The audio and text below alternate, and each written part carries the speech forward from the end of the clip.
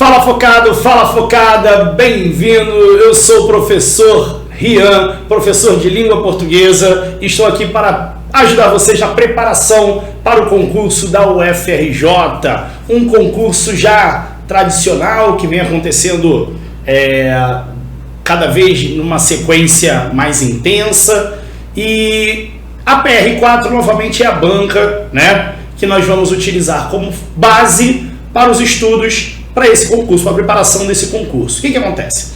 A PR4 é uma banca que tem algumas peculiaridades. É uma prova que eu acho bem legal que eu digo assim, elas exploram bem a questão da interpretação de texto. Claro que o aspecto gramatical também é bem cobrado, só que muitas vezes até as questões que você entende como gramaticais, muitas vezes o que derruba o candidato é exatamente como as alternativas são apresentadas. Daqui a pouco vou começar na sequência da correção. Vocês vão ver, por exemplo, que alguns assuntos que não são tão recorrentes, como por exemplo, colocação pronominal, cai bastante na prova da PR4. Em uma das questões, provavelmente, se não me falha a memória, a primeira de colocação pronominal que nós vamos fazer, não sei se todos recordam, colocação pronominal, próclise, mesóclise, ênclise. A primeira questão, ela não é uma questão difícil, porque ela não vai cobrar aquela decoreba clássica de colocação pronominal, das regras de próclise obrigatória e assim vai.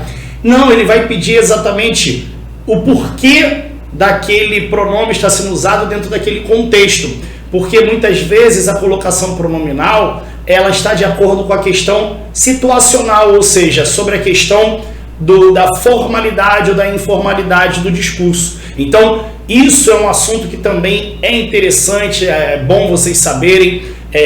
Tem, obviamente, detalhes que fogem aos padrões, não sei se todo mundo sabe. Tem um assunto extremamente polêmico em língua portuguesa. Na verdade, nem polêmico acaba sendo polêmico quando a PR4 aparece. O que acontece? Todo mundo já deve ter ouvido nos falsos proparoxítonos, nos proparoxítonos acidentais. Por exemplo, a palavra armário, ela tradicionalmente é acentuada. A justificativa para a acentuação dela é que ela é um paroxítono terminado de tom crescente. Armário, quando você separa a sílaba, tradicionalmente é armário. Só que alguns gramáticos discutem que seria um falso proparoxítono devido à separação armário. Eu, Rian, questiono, porque você não fala, vou botar roupa no armário? Você fala no armário. Claro que nesse caso, na minha concepção, vou ressaltar isso. Eu, Rian, não considero como proparoxítono. Só que aí vem um detalhe.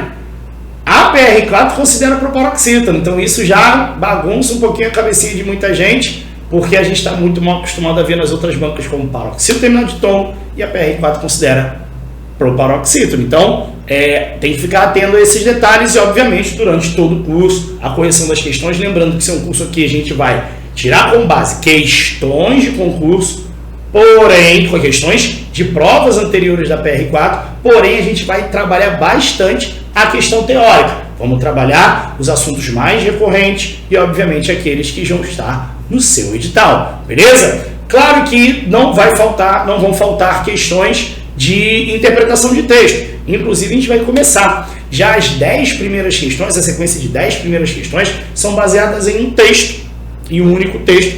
Um texto que vocês vão ver que é bem interessante. Inclusive, eu sempre gosto de começar, né, os nossos cursos online aqui do Vocábulo Digital, lembrando para vocês o seguinte: duas coisas. Primeiro, sempre falo sobre a banca em si e mais do que isso, lembre-se o seguinte: esse material que você está vendo, eu ainda nem comecei, mas é só para você ficar ligado. Se você já começou assistindo ao vídeo em si, o pedido é: faça as questões antes. Pegue as questões, desenvolva as questões, nem que você faça por blocos, tá? Faz as 10 primeiras, depois as 10 seguintes, para não ficar tão cansativo, até porque vai ter um momento que os assuntos vão acabar se repetindo, e isso é bom, porque qual é a minha intenção? Corrigir as questões, esperando que você tenha feito para entender aonde você está errando.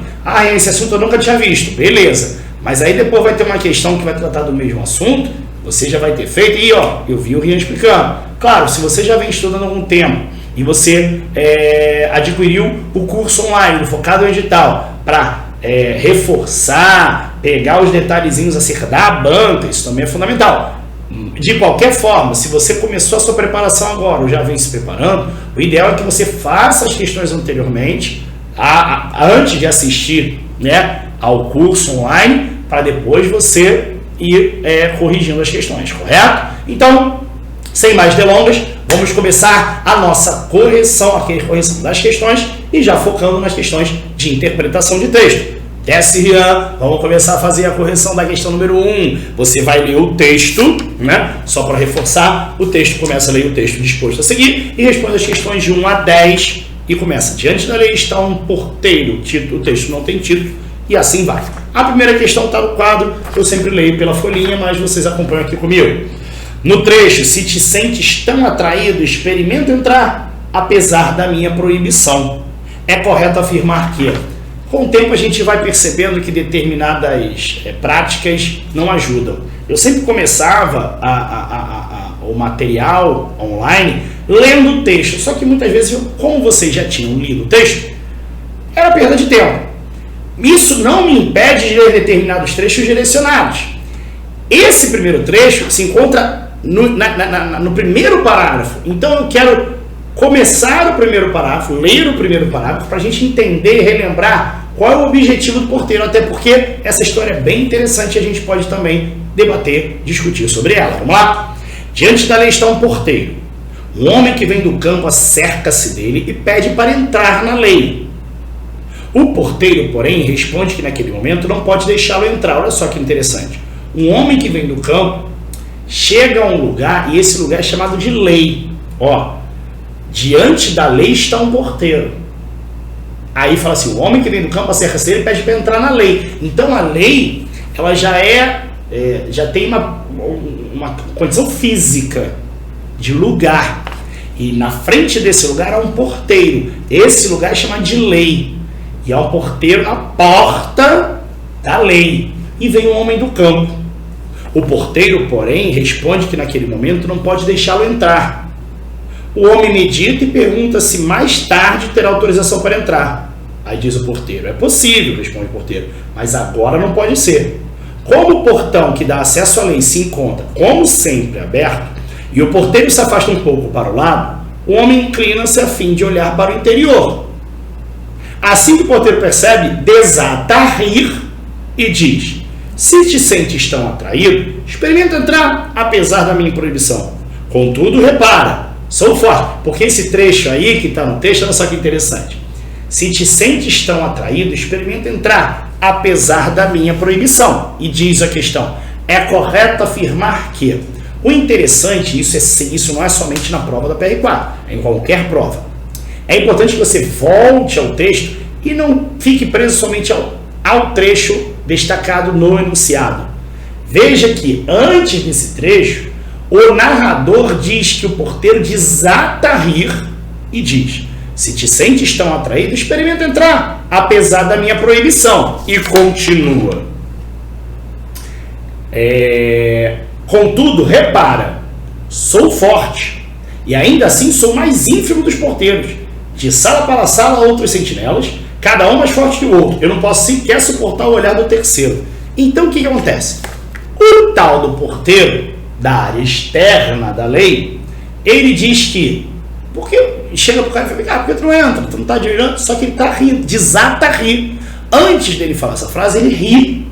E ao rir, é claro que ele está vendo o homem do campo, o jovem do campo, curioso, querendo saber o que tem lá dentro. E fala, por que tu não entra?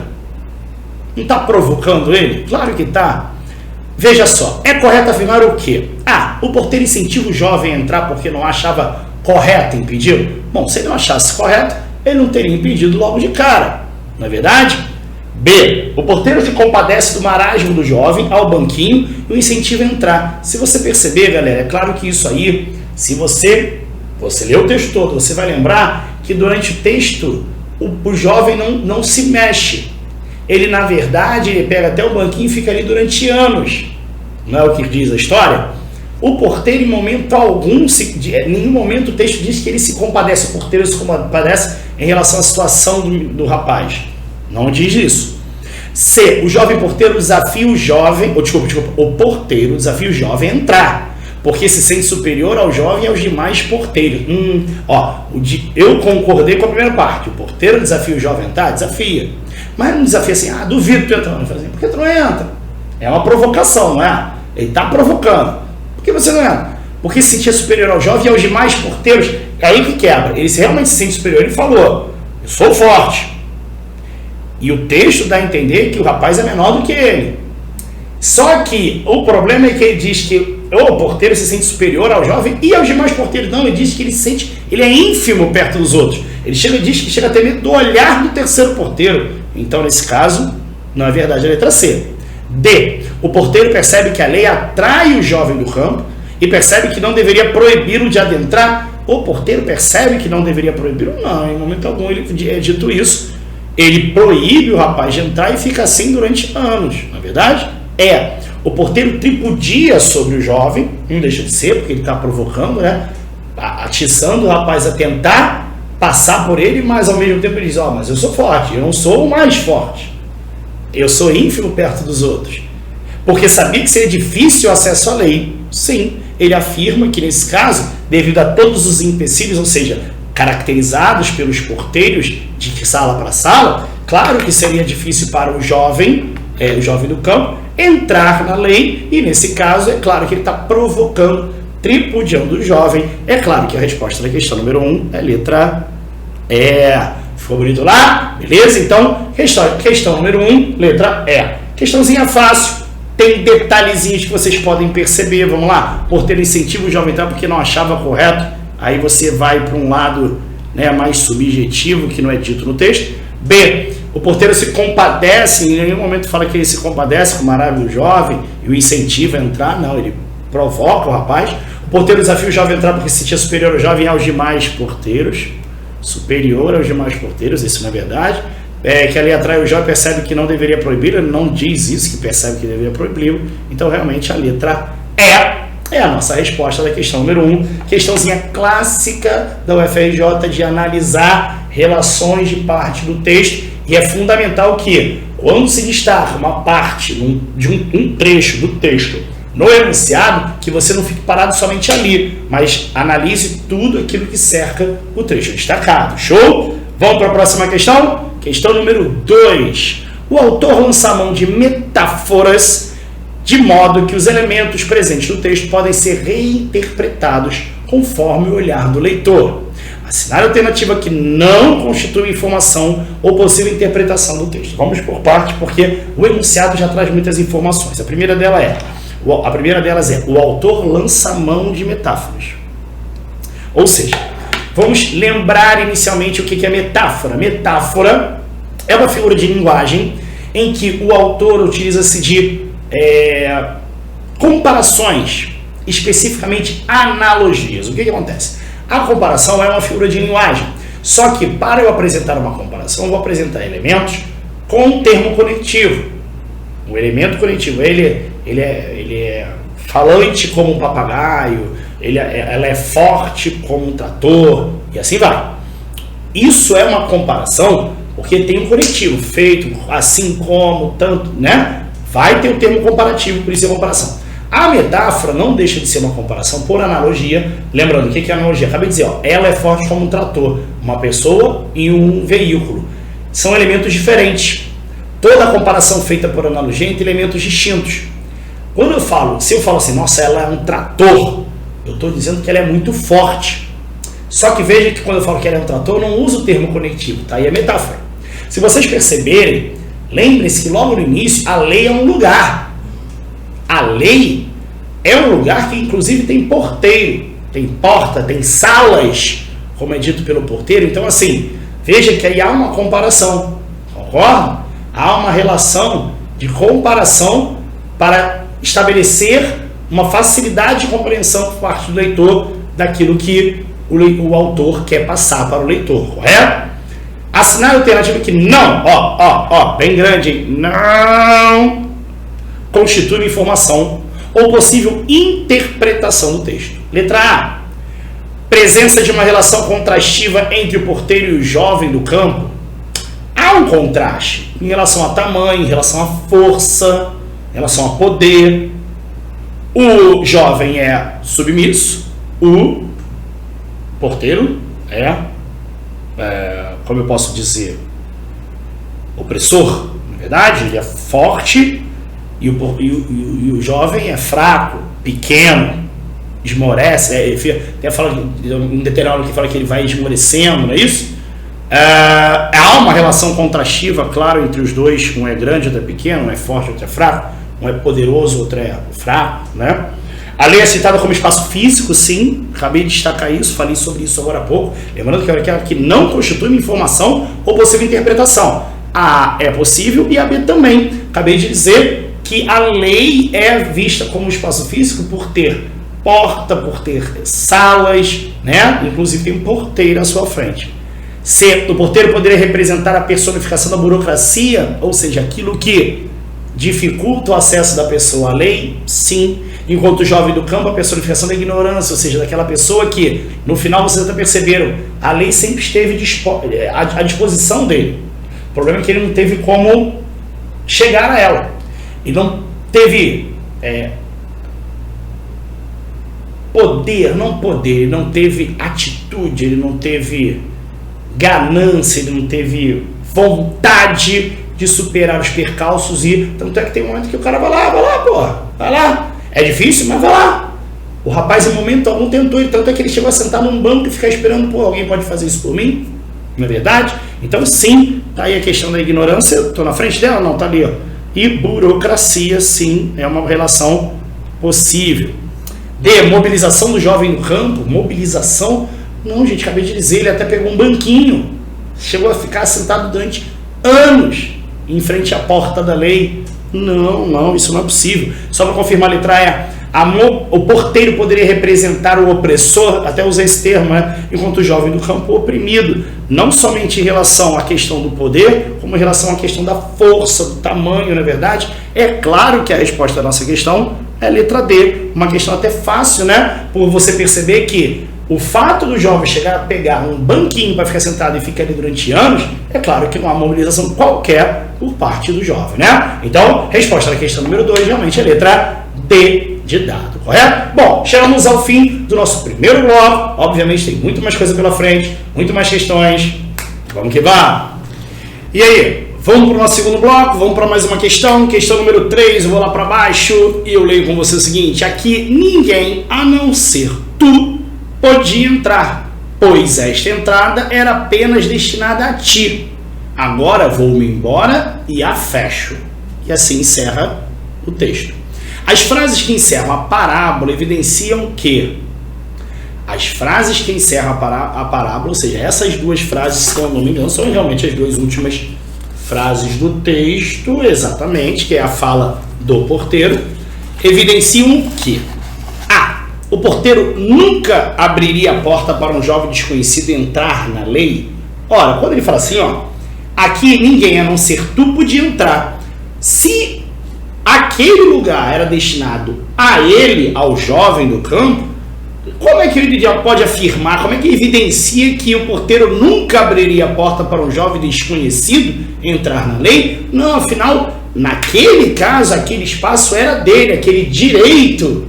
No caso, a lei, aquilo era direito dele, como é dito na própria frase. De novo, ninguém a não ser tu podia entrar, pois esta entrada era apenas destinada a ti. Agora vou-me embora e eu fecho. Por que vai fechar? Porque o rapaz está morrendo, ele passou toda a vida à espera da lei. Na verdade, a lei não poderia se movimentar, por isso que é um espaço físico e fixo. Ele que deveria entrar na lei, ele deveria ter atitude de, entrar, no lugar, no caso a lei. Ele nunca tomou tal atitude, não é o que diz a letra A.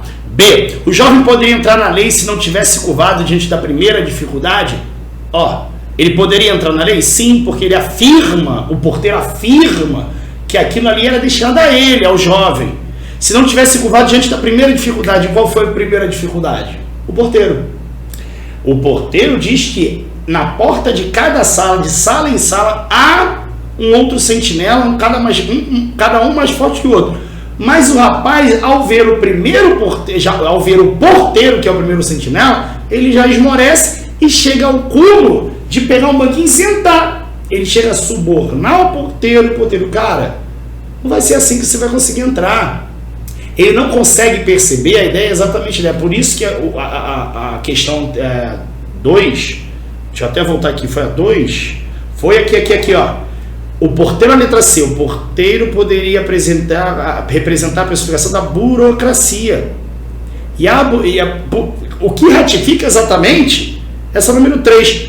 A primeira dificuldade, no caso, a primeira situação burocrática com que ele lida, acaba sendo o primeiro motivo dele chegar a esmorecer e desistir. Literalmente desistir. Tanto é que ele senta num banquinho e fica ali durante anos, até a sua morte. Então, realmente, tem tudo a ver com o que diz o texto. Mas vamos confirmar as outras opções. C. A passividade submissa do jovem não foi nociva. Ele, como não foi nociva, gente? O cara sequer conseguiu ter acesso à lei. Não que ele não pudesse, que ele não teve a atitude de ir até ela. Claro que é nocivo. Ele perdeu todo o seu direito. A ação do porteiro é ilimitada e localizada. Sim, localizada na porta. Agora, ilimitada, não é limitada. Aquele espaço, aquela entrada, aquela porta. Não pode dizer que é ilimitada, ela é limitada àquele espaço que ele vigia. E letra E, o porteiro tinha que ir embora, e por isso gritou ao ouvido do jovem e fechou a porta. Opa, passei sem querer. O porteiro tinha que ir embora, e por isso gritou tinha que ir embora. Vou ler o último parágrafo, tá?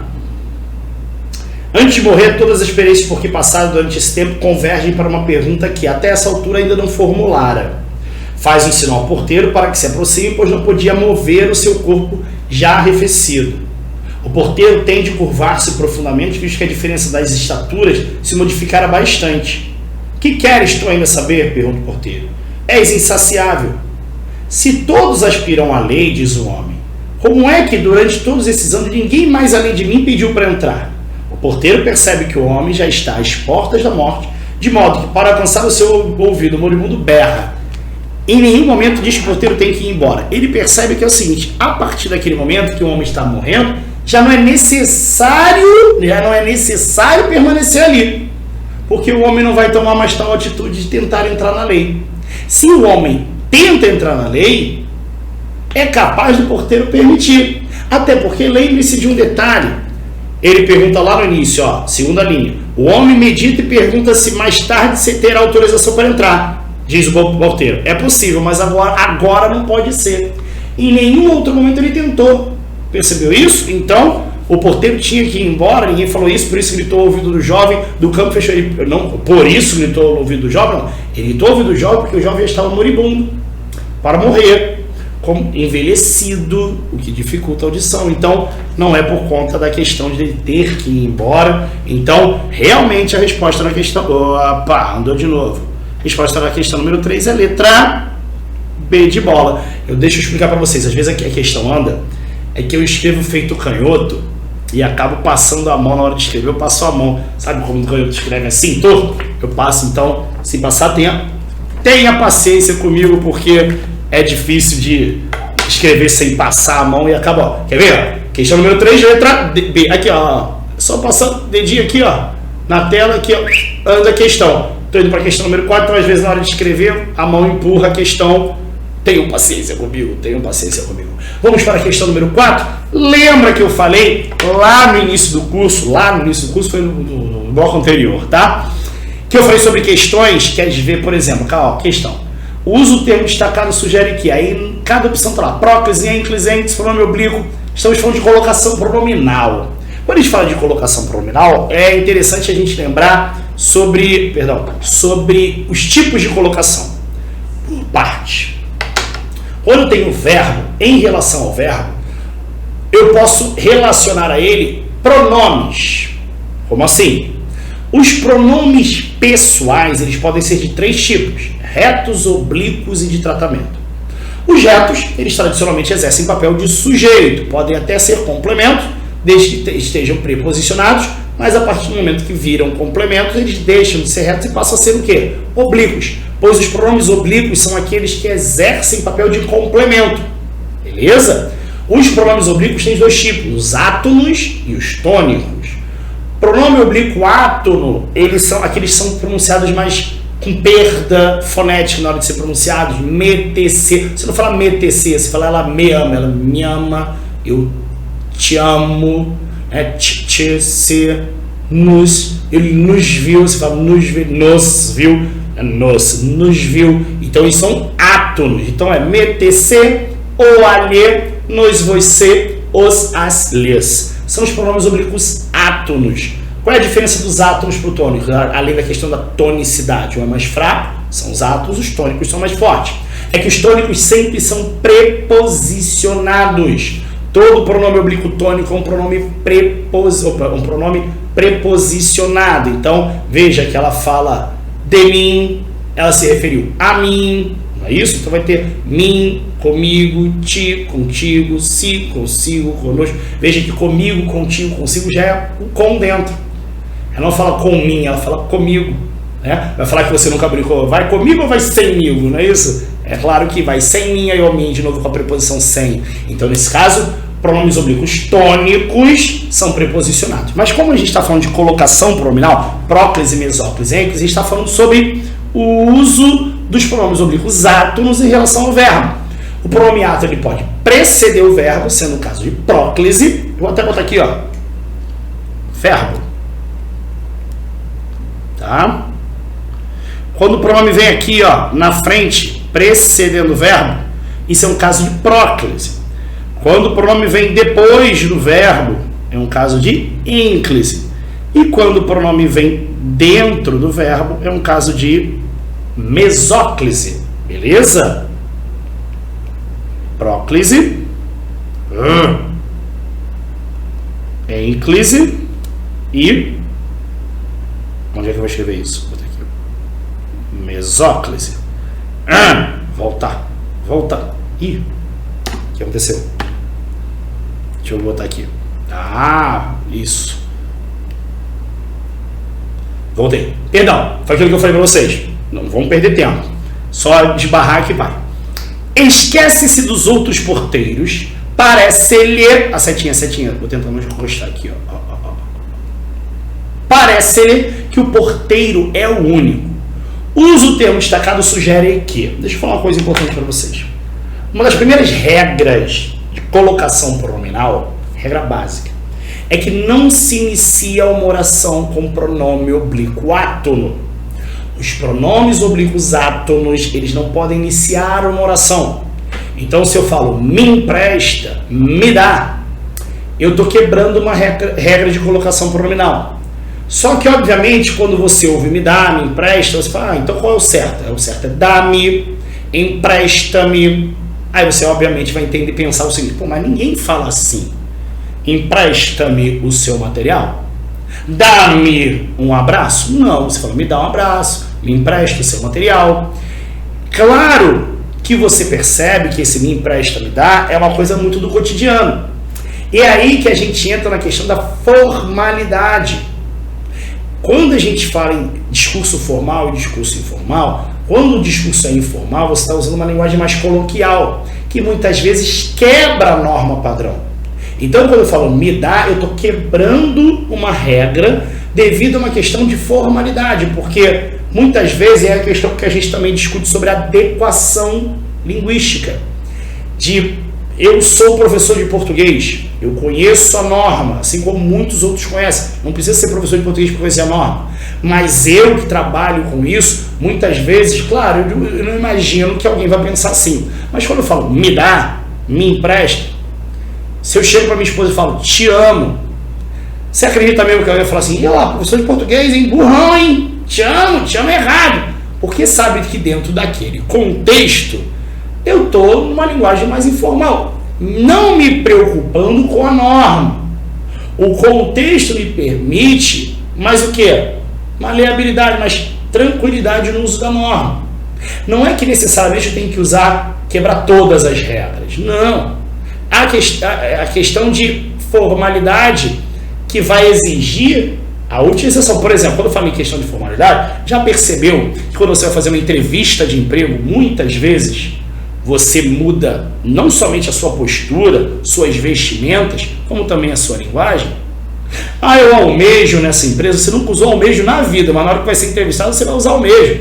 Claro que você sempre soube o que quer dizer almejo, mas pô, você chega para um amigo e fala, pô, cara, esse ano eu almejo alcançar. Você não fala, pô, eu quero, eu sonho, eu desejo. Agora, eu almejo, veja, não que você não possa usar o almejo com amigos, mas é um termo que foge um pouquinho do nível de informalidade que um bate-papo entre amigos pede.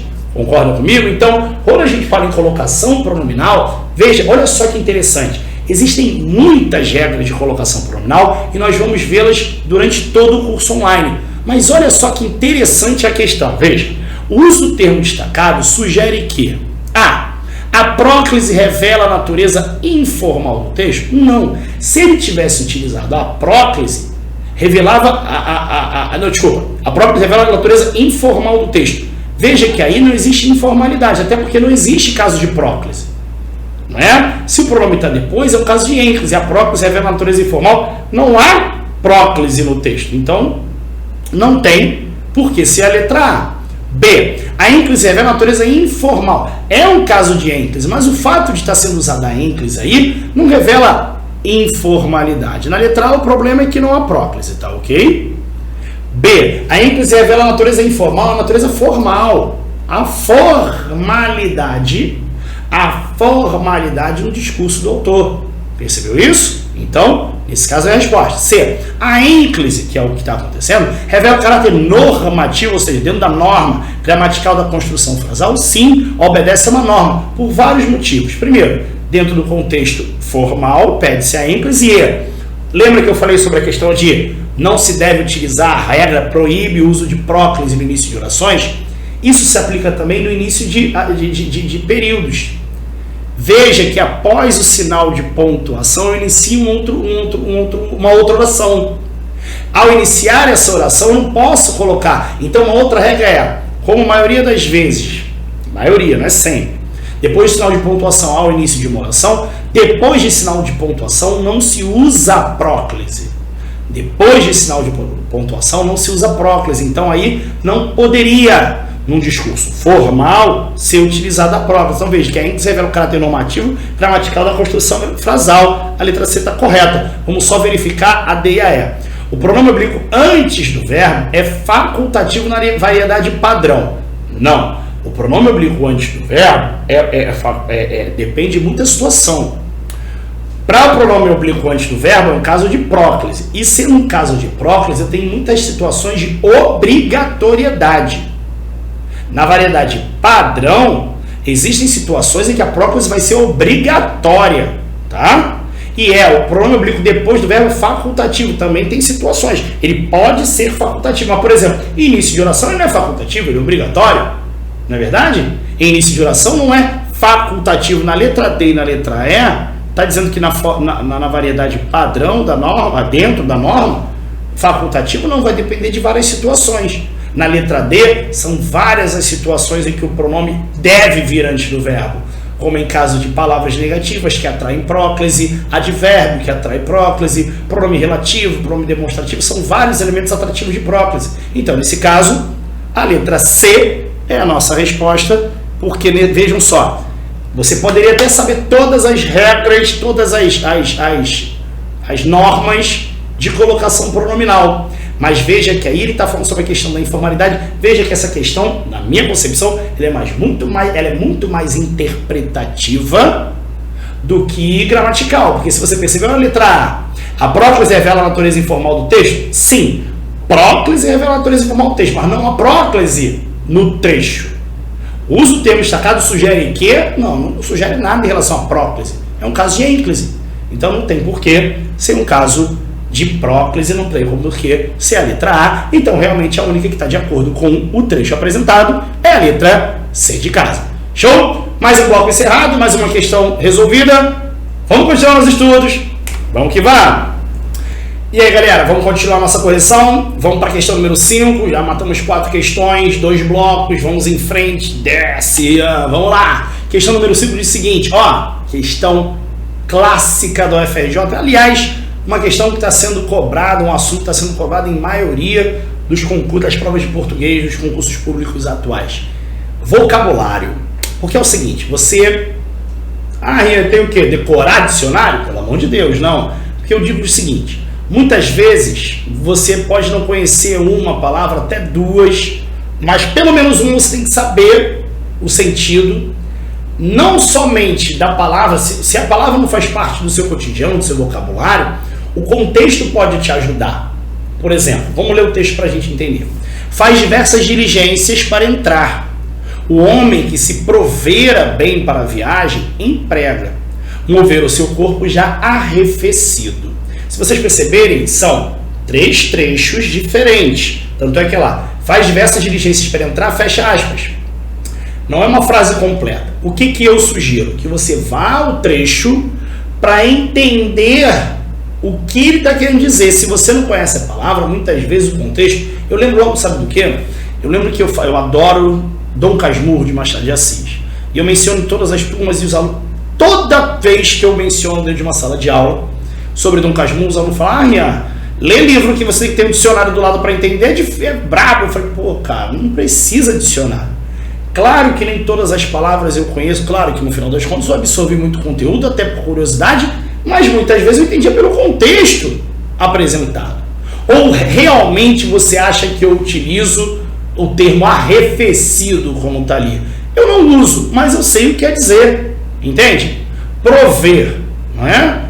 Quantas vezes você já ouviu falar, o homem prover, lembra a família tradicional brasileira? O homem provê, a mulher cuida da família, da casa, o homem provê.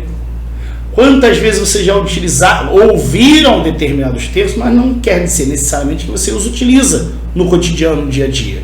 Por isso que eu falo que a questão da leitura é fundamental, leiam cada vez mais para absorver, porque por mais que você não utilize determinado vocabulário no seu cotidiano, no seu dia a dia, no seu discurso diário, você vai aprender e enriquecer o seu vocabulário, o que vai muitas vezes ajudar você a compreender um determinado texto. Então vamos lá.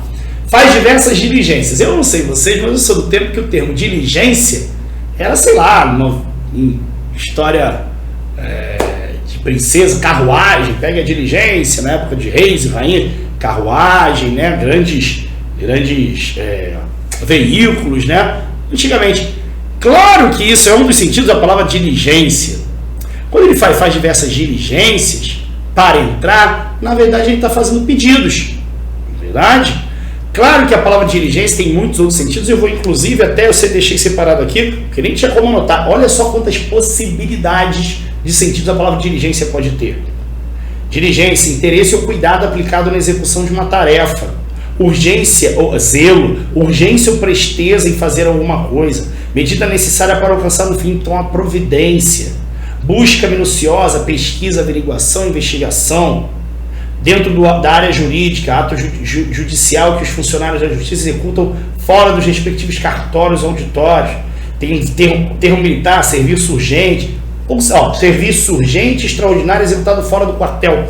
Vejam que todos os sentidos fazem com que a gente compreenda o sentido da palavra diligência.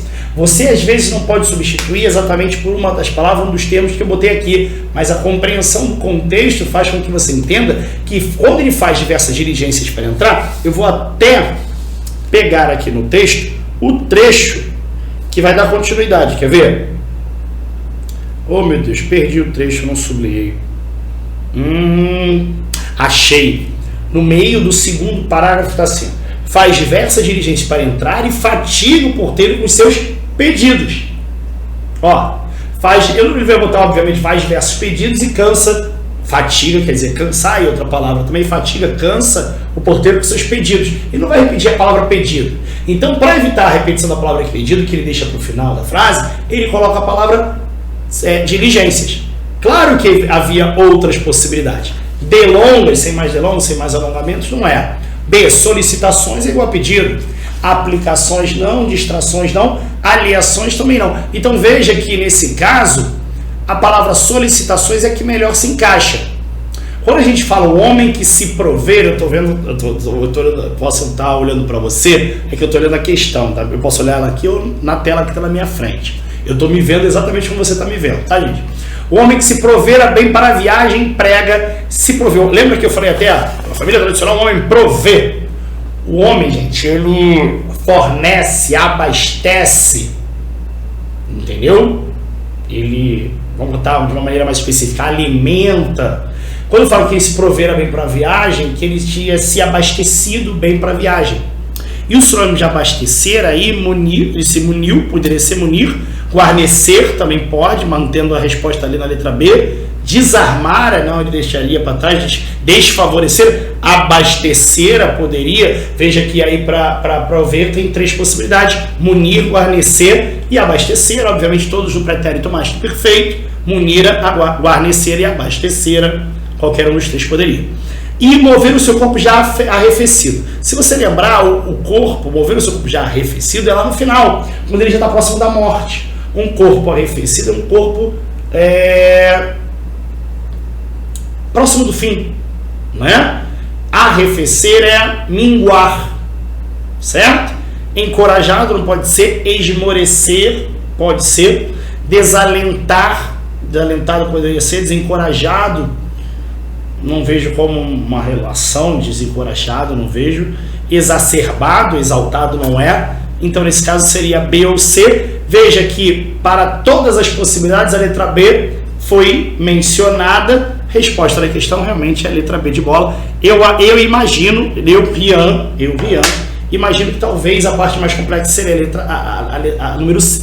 a primeira palavra, diligência, mas as outras, provera e arrefecido, talvez, não a palavra em si, mas o contexto em que elas são empregadas poderia ser fácil de ser compreendido. Acho que não seria uma questão difícil de ser resolvida. Beleza? Então a resposta da questão número 5 é a letra B de bola. Vamos para a letra C. Para o número 6, perdão, para o número 6. Os vocábulos acriançado e demover são formados respectivamente a partir dos processos de. Bom, para isso eu vou abrir espaço para a gente rabiscar, porque a gente está falando de formação de palavras. Deixa eu voltar para a questão, porque se você percebeu, a derivação prefixal, sufixal, derivação prefixal, composição por justaposição, derivação prefixal e assim vai. Se vocês perceberem, praticamente todas as alternativas apresentam o termo derivação e a letra B, apresenta o termo composição. Vamos partir daí, ó. A diferença entre derivação e composição é o seguinte: palavras derivadas, processo de derivação.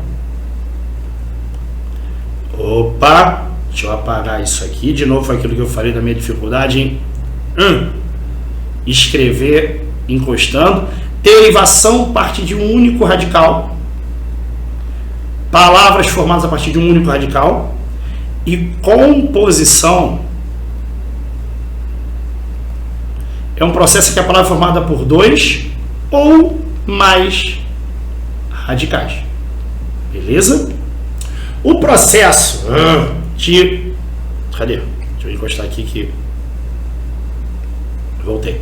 De composição, que é o primeiro que aparece aí, ele pode ser feito de 2 formas. Por justaposição ou por aglutinação. Beleza? De processo de formação por composição por justaposição é quando você tem 2 palavras que são colocadas uma ao lado da outra sem perda de elemento. Por exemplo, você fala guardar, chuva, não há perda de elemento, são 2 palavras justapostas. Quando você fala a palavra girassol, são 2 palavras, claro que gira e sol, há uma consoante de ligação em que é o sol, o S que se dobra, né? Girassol com 2 S, veja que não há perda. Eu falei que para haver aglutinação tem que ter perda, o que não impede na justaposição de um acréscimo de palavra. Para ser aglutinação tem que ter perda. Por exemplo, vocês devem conhecer exemplos clássicos como aguardente, perdoe-me pela letra, gente, planalto, que mais? vinagre. Tem muitos exemplos. Água ardente é uma água ardente. Você fala água ardente. Houve aglutinação, houve uma perdazinha fonética de um A na fusão. Planalto é um plano alto, o Ozinho de plano foi perdido. Vinagre é um vinho acre, ou seja, vinho ácido. Houve também perda e também mudança, como é que eu posso dizer? Uma adequação sonora. Vinagre é muito mais, né, agradável aos ouvidos, então houve uma mudança. Agora, derivação é um processo que se inicia a partir de um único radical. E para formar as palavras a partir de um único radical, tem que acrescentar elementos. Elementos que são conhecidos como afixos. Os afixos podem preceder o radical ou suceder. É exatamente, se precede é prefixo, se sucede é sufixo. Por isso que, vamos lá, para a questão número, para o espaço em branco, vou botar aqui, a derivação sufixal, também conhecida como sufixação, é quando você acrescenta um prefixo ao radical. Por exemplo, infeliz. Veja que a partir da palavra feliz eu botei um prefixo. Desleal. Veja que eu botei um prefixo. Correto? Prefixo, derivação prefixal a partir de um único radical, que no caso é feliz e leal, eu acrescentei um prefixo, derivação prefixal. Existe também o que nós chamamos de derivação. Agora que eu vi que eu fiz besteira, né? Isso não é prefixal, isso não é sufixal. Eu acho que eu falei prefixal e escrevi sufixal. Isso é prefixal. Claro que é prefixal, porque precede, né? Vem antes do do radical. Perdoe pela confusão. É prefixal. Corrigir, sufixal é que sucede. Beleza? Felizmente, aqui, o sufixo. Perdão pela confusão, tá? Eu sei a matéria, hein? Felizmente. Lealdade. Aqui, no meio radical, beleza? A derivação prefixal, eu acrescento um prefixo. Sufixal e sufixo. E existe, obviamente, a derivação, o quê? Prefixal e... dificuldade que eu tenho de... Cadê a borrachinha? Apaguei. Cadê minha borracha? Tá aqui. Apaguei. Volta pra cá. Prefixal e sufixal. Gente, é uma dificuldade séria que eu tenho, tá? Outros professores são mais habilidosos. O Júlio, o Léo, muito... Aliás, que equipe, hein? Que equipe, hein? Equipe show. Infelizmente... Nossa, letra do demônio. Deslealdade. Aqui, radical, radical. Prefixo, sufixo. Prefixo, sufixo. Show? Porém, acredito que quem já vem estudando há algum tempo deve lembrar de um caso específico, que é o seguinte. Vou até botar um exemplo. Anoitecer. O radical dessa palavra é o noite, até a letra T, porque você deve saber lembrar que noitada, né, vem de noite. Veja que a base, o radical é noite, até o T, eu acrescentei o sufixo ada. Veja que eu tenho o prefixo a e tenho o sufixo ecer. Queridos, prestem bastante atenção no que eu vou mostrar para vocês. Quando eu falo infelizmente, se eu tirar o in, existe felizmente. Se eu tirar o mente, existe infeliz. Na palavra deslealdade, se eu tirar o dade, existe desleal. Se eu tirar o des, existe lealdade. O que isso quer dizer? Na derivação prefixal e sufixal, eu posso alternar os afixos. Eu posso tirar um ou outro e a palavra continua existindo. Veja que se eu tirar o a de anoitecer, não existe noitecer. Se eu tirar o ecer, não existe a noite. Por isso que, nesse caso, os dois afixos têm que ser usados simultaneamente. Eu não posso tirar um deles.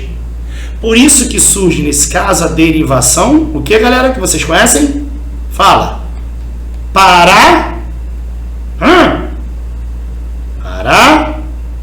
Sintética. A derivação parasintética, é aquela em que eu tenho que usar os dois afixos simultaneamente, porque se eu tirar um deles, a palavra não existe, correto? Então, na derivação prefixal-sufixal, eu posso alternar. Na parasintética, eu não posso alternar os afixos. Existe também a derivação regressiva, né? Em que aqui eu estou o tempo todo acrescentando elementos ao radical. Na regressiva, como o próprio nome diz, a palavra regride, eu tiro elemento, ó. Da palavra beijar surge beijo, da palavra caçar surge caça, na verdade a palavra pescar gera pesca, e assim vai.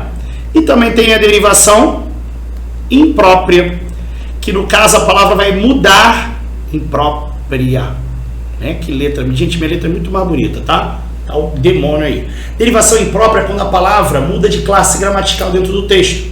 Por exemplo, a palavra andar tradicionalmente é um verbo. Se eu falar assim, ó, o andar dele é estranho. Veja que nesse caso, devido à presença do artigo antes do verbo andar, eu substantivei o verbo, então virou substantivo. A mudança da classe gramatical, né, gera o que a gente chama de derivação imprópria. Por exemplo, a palavra satélite é um substantivo, mas se eu falo que na cidade satélite de Brasil, né, satélite aí vira adjetivo de cidade. Então mudou a classe gramatical, é derivação imprópria. Então vocês estão vendo aí os tipos de derivação que existem. Então eu vou voltar para a questão que diz o seguinte: acriançado. Você sabe que acriançado vem de criança, traduzindo, ó, eu tenho um prefixo, eu tenho um sufixo. Na verdade o sufixo é a. Por exemplo, criancice, né? O sufixo é ado. Vou até corrigir aqui, parece que eu tirei o a. Ó, ado. Tá ok? Amores, me ajuda, vai. Botei prefixo, botei sufixo. Se eu tirar o a, existe criançado? Se eu tirar o ado, existe a criança? Percebam que nesse caso, os dois afixos são utilizados simultaneamente. Por isso que nesse caso eu tenho o quê? Parassíntese. Ou seja, derivação parasintética, lembra? Derivação prefixal, prefixação. Derivação sufixal, sufixação. Existe prefixação, sufixação, derivação prefixal e sufixal. Existe a parassíntese, que é a utilização dos dois afixos simultaneamente. Beleza? Então, nesse caso, eu tenho parassíntese. De cara, você já percebe que a gente achou a resposta. A resposta é a letra E. Mas só para confirmar, demover não é derivado do verbo mover? Veja que para gerar a palavra demover, eu acrescentei o prefixo de ao verbo mover. É prefixação. Então, prefixação, escrevi certo. Então veja o que não. Voltei para a questão, ó, para a questão. Tem que vir aqui. E ela tá me zoando? Calma aqui. A questão não quer voltar. Poxa vida. Opa, voltei aqui, ó. E achei!